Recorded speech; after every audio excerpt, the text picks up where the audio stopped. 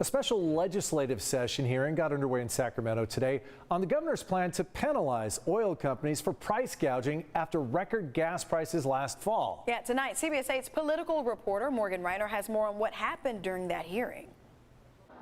Today's hearing is strictly informational. No vote is going to be taken on the governor's proposal. In fact, there are still many missing details within the governor's bill, like how much an oil company should be allowed to profit before they are penalized. So today we heard from the oil industry, we heard from the governor's administration and oil experts on why they think that gas prices were so high last year and what the best course of action should be moving forward.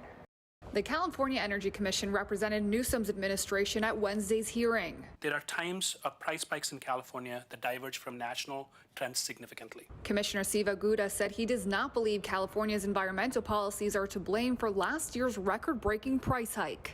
As you can see, crude oil prices and taxes and fees, etc., remained fairly constant over the 10-week period of concern. He offered more details on what the governor's plan would do. All of that penalty would start only after refiners have been allowed to earn a healthy profit on each gallon sold, just not an extreme margin of the sort we saw last October. Look at this chart. He said based on what the plan should look like, there are only 3 times in the last decade when the penalty would have been activated. It is very important that we get into the detail. Catherine Reese-Boyd is the CEO of the California Western States Petroleum Association. Many investigations have occurred on price gouging. None of them have come to fruition. I asked her why California's gas prices were $2.60 higher in California than the rest of the country. Certainly, it's all the environmental regulations. Also, it's the cost of crude oil. Cost of crude oil is the single biggest factor.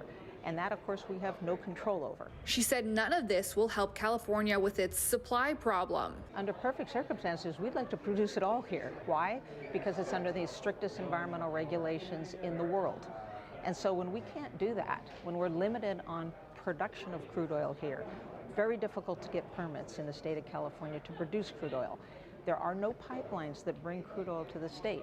So you would ask, where does it come from? It has to be put on a tanker. Vice Chair of the committee, Republican Senator Brian Daly, said it's hard to officially take a position on a plan with so many fill in the blanks. In the legislation that has been proposed, I haven't seen really anything that's a determinant of what the legislation would look like. But he is open to learning more about this important issue. I want to make sure, that there isn't somebody taking advantage. Some Democratic lawmakers on the committee expressed concern as well. Senator Bill Dodd saying, and I quote, "What the hell are the unintended consequences going to be?" The governor's administration said they're looking into that as well. Of course, that's a concern of theirs as well. And this whole process is probably going to take a few more weeks, if not a few more months, to figure out. So we will follow along with it and continue to update it as we learn more about this pressing issue.